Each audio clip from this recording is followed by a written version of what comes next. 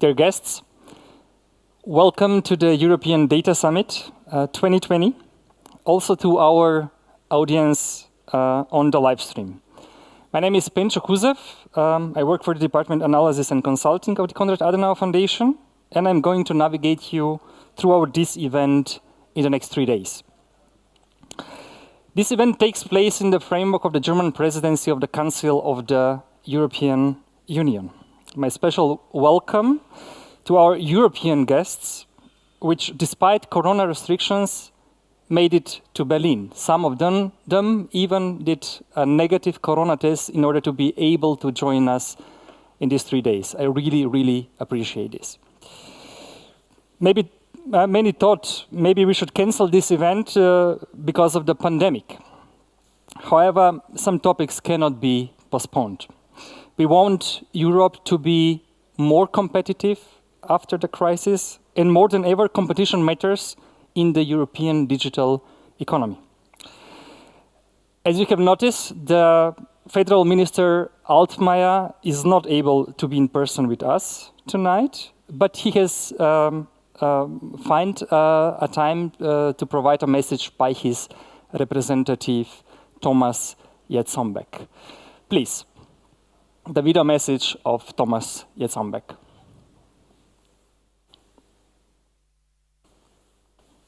Welcome you today on behalf of the German federal government to the third European Data Summit at the Konrad-Adenauer Foundation. Our Secretary Peter Altmaier would have loved to join you today, but unfortunately he was not able to make it. He sends you his best regards and also me, as this is a topic of my heart. This year's conference is entitled The Winner Takes It All. It addresses the specific competition-related problems of the digital platform economy, which we have been discussing intensively for some time now. Basically, we are talking about the question whether we need competition law instruments which are better tailored to tackle these challenges, and if so, what would be the appropriate instruments? In my opinion, and also from the federal government's point of view, the answer to this question is clear. Yes, we do need such focused instruments. And we also have a clear idea of what these instruments should look like. They must be effective and enable competition authorities to respond to the challenges caused by platform markets without lengthy procedures. Ladies and gentlemen, the Act Against the Restraints of Competition, the basic law of our social market economy, is the German model instrument to protect competition. In addition, we have equally effective competition rules at European level. In view of the specific characteristics of the digital markets, however, we still need to modernize our competition law.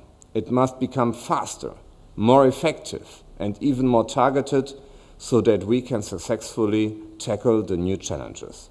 In short, we need a competition law 4.0. For this purpose, we need to build on the latest research findings on the mechanisms of the digital economy. And we need to take account of the experience gathered by the European Commission and the Bundeskartellamt with the proceedings against Google, Facebook, and Amazon. I believe that we are making good progress on this. The latest initiatives taken by the European Commission are very ambitious. They are addressing challenges related to both globalization and digitalization. The Commission has submitted proposals which are bold answers to these challenges. I very much welcome this. On this basis, we now need to jointly find and implement convincing solutions. In this context of the new competition tool and the initiative to introduce stricter rules for large gatekeeper platforms need to be integrated in an overall concept. Ladies and gentlemen, we need an effective instrument to solve structural competition problems and possibilities for the European Commission to intervene. The federal government is using the German presidency of the Council of the European Union to actively foster this process. In this context, Today's conference is also making an important contribution. It offers an opportunity for us to openly discuss how to design the instruments needed and outline possible solutions. At the same time, the federal government is pressing ahead with the amendment of the German competition law.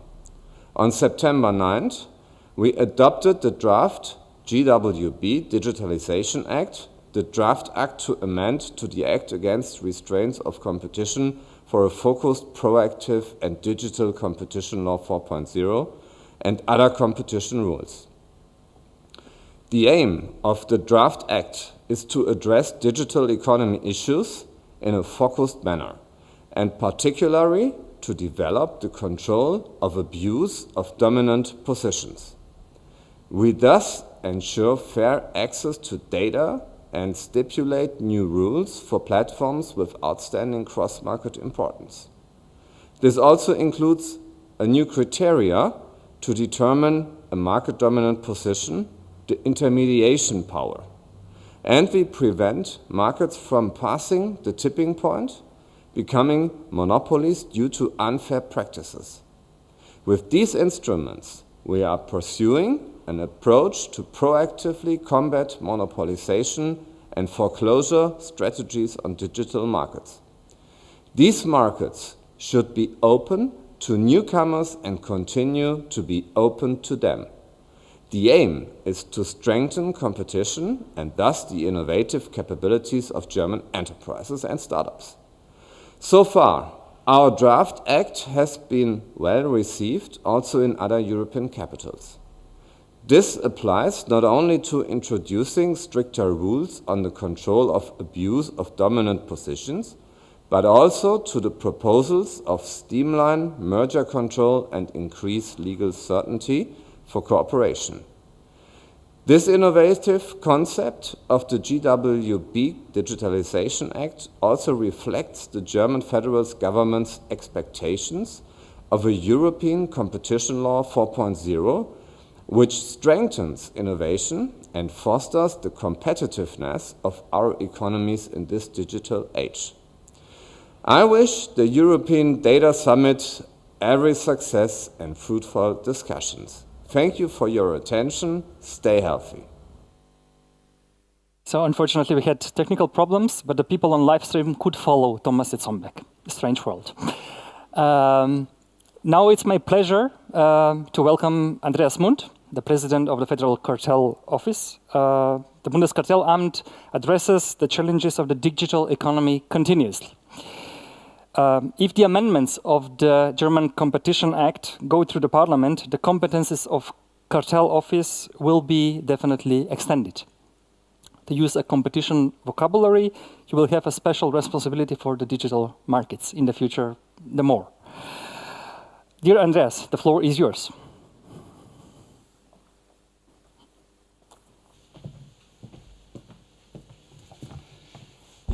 Well, ladies and gentlemen, dear Pencho, it's great to be here in physically. I mean, this is for the first time. I think the last physical conference I've been to was on 2nd of March. It was in London with Andrea Coscelli. And when we came there, the conference was set off. But the speakers were there. So we were standing in front of a huge room for 400 people or so. And there were only the speakers, and we had to give our speakers into the empty room, and it was streamlined. It was my first online conference, and I had no idea that this was the future then. So it's really great to be here, and it's always also great to see a couple of colleagues again. Natalie Hasdorf is here. From Austria, Johannes Lianos from Greece is here. Also a couple of clients, Mr. Kopp from Deutsche Telekom is here, and long followers like Philip Marson and others. I could mention others, so it's really great. I will be brief with my introductory remarks, and I will just give a little bit of an overview on what is at stake in the digital economy. And I will turn to the question a little bit. What about regulation? And what is the relationship between competition law on the one side And what about regulating these markets on the other side? And what are the obstacles? And I will turn to that. And of course, I will come to the German Act that is about to be amended right now. Well, I think everyone in the room agrees that the digital economy brings a lot of benefits for the society. There's no doubt about that. I also believe that everybody in the room agrees that the digital economy poses a lot of challenges, not only to us as competition agencies, but in many areas it poses challenges.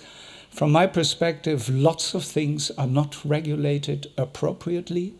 We have managed to regulate our offline world along the values that we have as a society. We have never ever managed to transpose these values and the regulation that we have in the offline world into the online world. So this is not only a topic for competition agencies, this is a topic for the society as a whole.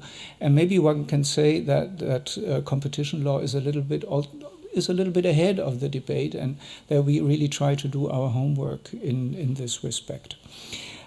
We also know about the characteristics of the digital economy. We have learned a lot about network effects reinforcing themselves. We have learned a lot about data-driven business models of so-called gatekeepers. We have learned that data-driven business models reinforce the network effects. We all know that. And this is the mechanism that leads in the very end to monopolies and to the phenomenon that the winner takes it all. Everything that I'm telling you here is not new to nobody in the room, I know that. But we had to learn that. I mean, think 5 years back. I always think back to a great conference that we had as competition agencies in the framework of the International Competition Network. That conference was in Porto. I think it was 2015. And I gave a speech on the digital economy. And there were colleagues from around the world asking me, do you really think this is so? And do you really think we face all these problems? That is 5 to 6 years ago. So you see, we have had an enormous learning curve over these years. But we had to learn. And it's also a fact that we have done a lot of enforcement during that time. We also started early on in 2013 with the price parity clauses of Amazon on the Amazon marketplace, together, by the way, with our colleagues from the UK OFT, as it was still called many years ago. Remember 2019, when we were dealing again with the Amazon marketplace terms and conditions, this time with our colleagues from Austria, and we could obtain huge, improvements on these terms and conditions for Amazon marketplace dealers worldwide, by the way, not only for Germany and not limited to Europe. Think of price parity clause cases with regard to the online hotel booking platforms, and of course, the Facebook case that has just been confirmed in a preliminary proceeding by the Federal Supreme Court some weeks ago, where the Federal Supreme Court has confirmed our theory of harm to a large extent and said that Facebook abuses its power, its dominance, by forcing the user to hand over limitless the data they leave, not only on data but also on third-party platforms. So there have been big cases, in fact. There have been successful cases. And still the question is in the room, are we where we want to be? And are we where we need to be? Or do we need to do more?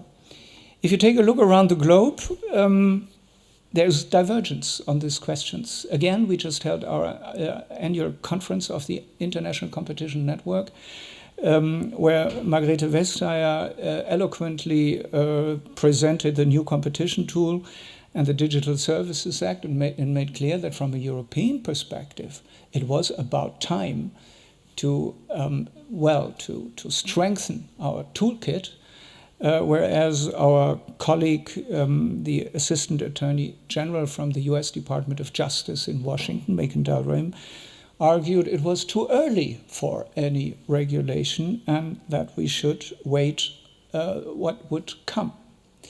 So even on this question, you do not have convergence around the world. We should not forget that here in Europe, that there are people who think differently. I think this is important to have that in mind. To my personal mind, I believe there are lots of people, policymakers, users, consumers, citizens, who have the vague feeling that it should be us who shapes digitalization, and that we should not leave it to digitalization to shape our way of work and life.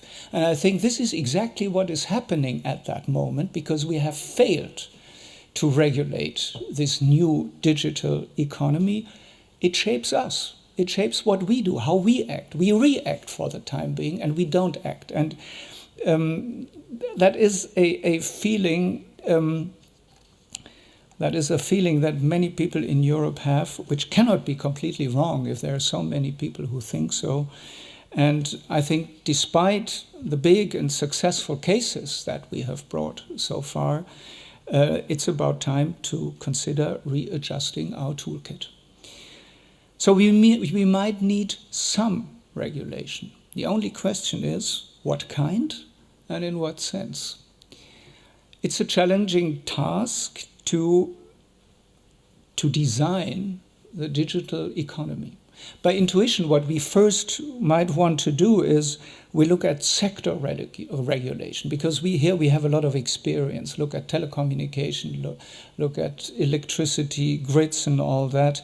We have a lot of regulating experience in these areas. But this is extremely different from what we should do and need to do in the digital economy, because here we talk about infrastructure. And infrastructure is rather coherent and it is rather static. But digital markets, digital business models are completely different from that. They vary to a very large degree, company by company, business case by business case. They are everything but static. On the contrary, they are highly dynamic. And how to regulate a highly dynamic market, that is not so easy. The first question you need to answer, who shall be regulated? Which company shall be regulated? There are two options. On the one hand, you can introduce a quite broad regulation, a variety of companies with general rules for platforms. But with more companies covered, regulation needs to be less intense, because we need to avoid over-regulation. We do not want to submit little companies, startups, who shall be potential competitors to the incumbents. We do not want to submit these companies to regulation. They must have a possibility to behave in a bad manner, maybe, to become a severe competitor. At least a less or worse manner than we want the incumbents to act. So we could target only a few companies. That is option 2. That would allow for more specific rules, for stronger interventions. But then it would become even more difficult to define exactly those companies whom we want to regulate. We have seen that during the debate about the new provision 19A in the Competition Act, whether it is limited to the digital world. Is it a provision that is valid for other companies in the offline world too? That is not easy to say. Deciding which behavior should be addressed adds to the challenge. Prohibiting harmful behavior per se has some appeal, but it is extremely difficult to define this behavior. Economics and experience tells us that competitive effects of strategies can be ambivalent, in particular in the digital economy. Moreover, I'm very hesitant to believe that a per se prohibition eliminates all uncertainties in practice. Just think about the prohibition of self-preference. I think we have an enormous agreement here in this room that maybe at least we should think about forbidding self-preference to so-called gatekeepers. Sounds great, no more self-preference by gatekeepers. But then the question follows, how do we define self-preference? And here remember the Google case, the Google shopping case at the Commission, where there was an ongoing or a very long discussion about any particular specific designs of the website that might lead to self-preference by Google or not. In the very end, it was a debate about the shades of a color on a certain website, that the change of the color might lead to self-preference. I'm telling this because just setting up a rule, self-preference is forbidden, will not solve all the problems. You still need a case-by-case assessment. So the questions are complex, but we have to find answers. Just because it's complex doesn't mean that we do not have to find answers. So we from the Bundeskartellamt, we welcome, of course, very much the initiatives that are ongoing in Brussels. The Digital Services Act, the new competition tool, maybe still a bit vague, maybe not very clear yet. What is the relationship between the Digital Services Act on the one side and the new competition tool on the other side? But I think at least what we welcome very much is that we have a debate, and we can be very sure that we will have a decent outcome when this debate comes to an end, and that we are taking a way forward.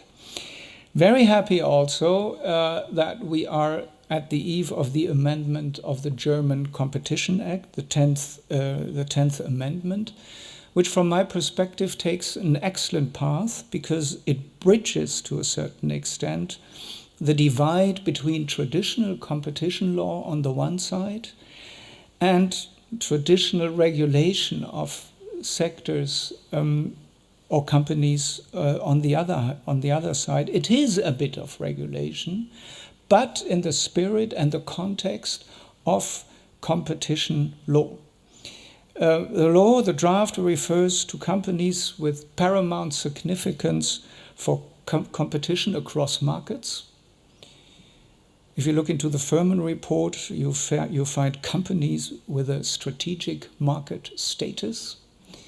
There was a long debate also in my office what would be the correct addressee. How do you define that? Was not easy. We thought of systemic companies, but systemic would have meant we cannot do without them, wouldn't have caught the case. So this is what we did. This is in the UK. The provision might look a bit different, but it's very close to each other. I think we took the right focus, that we only address certain companies, only defined incumbents. I think this is the right way to do it. And there are lots of clarifications in the law that might be very helpful if, and this is very important, if you want to bring your cases through court. And here clarifications can help a lot. We can prohibit certain conduct, for example, self-preferencing, enveloping strategies. We can prohibit establishing entry barriers related to data. We can prohibit the hindering of interoperability and data portability. Still, the law cannot define what is self-preferencing. It cannot define what is an envelopment strategy. But to have these examples explicitly in the law will help a lot when you bring these cases to court, because you do not have to struggle for the theory of harm. You have to define the behavior, yes, but the theory of harm is put in the law. And I think this is what is so extremely helpful, although maybe already now we can bring these cases to court successfully. We have seen that in the Facebook case, but these kinds of clarifications should be enormously helpful. A second feature of the law, I'm not going into details, are data related. I think this is also very important because data is one significant source for the dominance of these companies.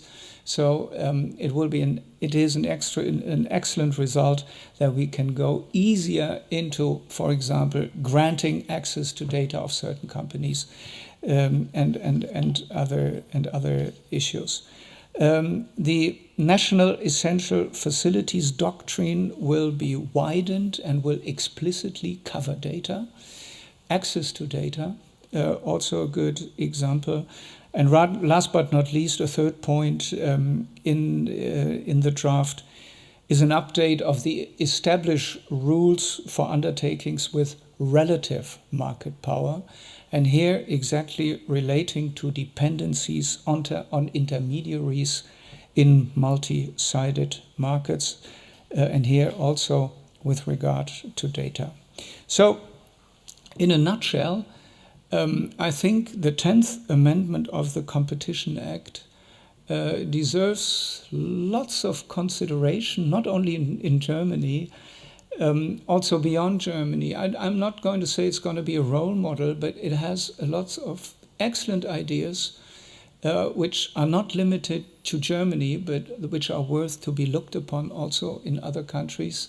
The same way we look at what is happening in the UK, also with the Furman report and the development after the Furman report, very much at the forefront of the development. And that is one point that is very important for me. We can only learn from each other by cooperating. Before the amendment, I've been in the UK frequently, addressed these issues with Andrew Tyree, with Andrea Coscelli, with Philip Marston, others, and Taylor was extremely inspiring. And at least some parts of it you can see to a certain extent in the amendment. So it will strengthen our mission. I'm very sure it will help us to keep digital markets open and contestable, and it will help us preventing consumers from harm. And having said this, I'm very much looking forward to the discussion. Thank you very much.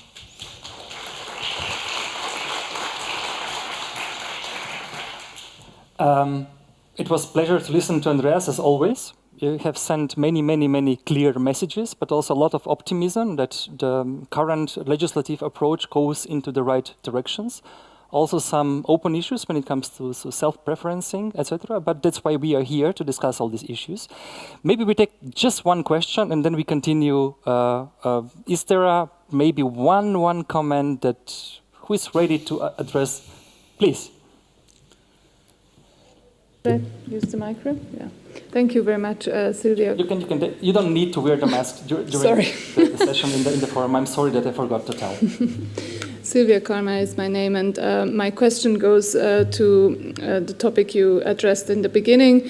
You said we have to look at what or who we want to regulate, but did you also look into the question who we don't want to regulate or who we don't want to over-regulate? So very specifically, what happens to business data transfers, which are not always specifically in a context of consumer data or are data sets which are going through intermediaries but are not creating such a dependency as in other cases, but could be defined as systematic or as relevant market power due to these amounts of data which these companies are processing. I think we need regulation where we need it, which means you need to regulate those who have market power to make it very easy. And I don't care vis-a-vis whom they have market power. It can be, the Facebook case was very much about the consumer, the relationship between Facebook and the consumer, but not only. We have made it very clear, and also the Federal Supreme Court, that it is also about competitors of Facebook who do not have the data that Facebook has, so they cannot compete significantly. That is B2B, that is not B2C. I mentioned the question of relative market power, where we have dependencies among companies, data-driven, can have different reasons, but data-driven is one of the key reasons. I think also in this sphere, we might need some more regulation. And we might want to do more in order to take care for a market structure, also among competitors, that allows for competition in the future. I mean, we always say we do not protect competitors. Of course, we do not protect competitors, but without competitors, we have no competition. I mean, I've never understood that sentence properly, but that doesn't matter. So I think everywhere where it is needed, and I think that is a good approach in the law, that we are not only talking about dominant companies, we are also talking about relative market power, we are talking about dependencies, and that in this respect we also might need some regulation. By the way, just wanted to mention that regulation is always in English, it's a different word, because for us regulation is regulation, sector regulation in a narrower sense.